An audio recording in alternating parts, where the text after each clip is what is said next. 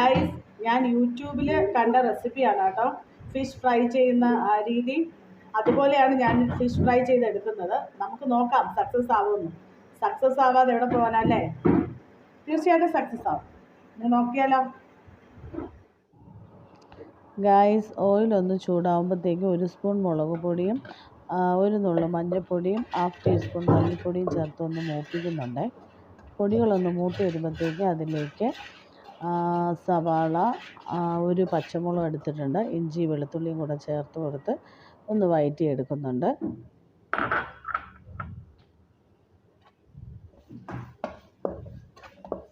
Flame കുറച്ച് വെച്ചേക്കാണ് കേട്ടോ.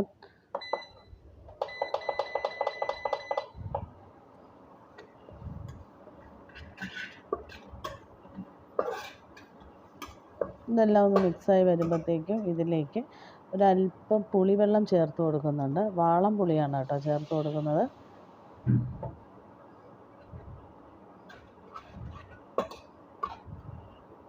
ഇനി ചേർത്ത് കൊടുക്കേണ്ടത് ആവശ്യത്തിന് സോൾട്ടാണ്.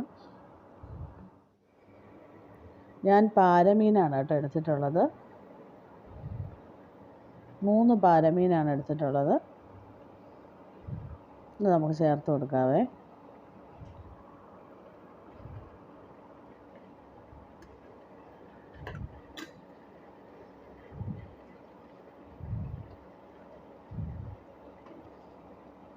ഇനി ഇതിലേക്ക് 2-3 തണ്ട് കരിവേപ്പില ചേർത്ത് കൊടുക്കാം.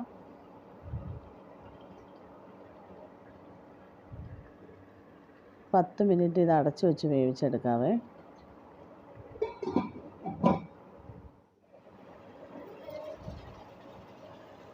നമ്മുടെ ഫിഷ് ഫ്രൈ ഏകദേശം ആയിട്ടുണ്ട്. ഗ്രേവിയൊക്കെ നന്നായിട്ട് കുറുകിയിട്ടുണ്ട് കേട്ടോ.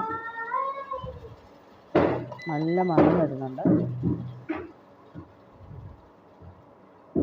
ഇനി ഇത് മറിച്ചിട്ട് കൊടുക്കണം ഗൈസ്. ഏകദേശം ഗ്രേവി വറ്റിയിട്ടുണ്ട്. നമുക്കിത് മറിച്ചിട്ട് കൊടുക്കാം.